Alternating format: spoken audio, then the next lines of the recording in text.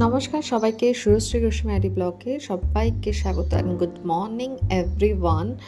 আজকে উইকেন্ড, শুক্রবার। আজকে আমরা বেরিয়ে পড়েছি রত্নাগিরির উদ্দেশ্যে। সকাল সকাল সূর্য উদয়ের সাথে, সূর্যকে সাথে নিয়ে বেরিয়ে পড়েছি আমরা রত্নাগিরির উদ্দেশ্যে, আর আমার ম্যাওকে সাথে নিয়ে।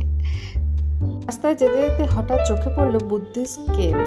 এখানে পাহাড়ের মধ্যে ছোট ছোট কেভ মতো করা রয়েছে, গুহা মতো করা রয়েছে। এত সুন্দর লাগছিল, অনেকে ট্রেকিংও করছিল দেখলাম।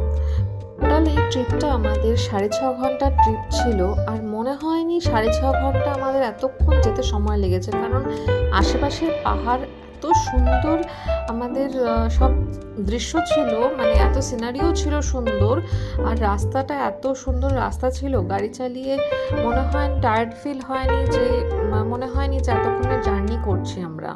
তারপরে হঠাৎ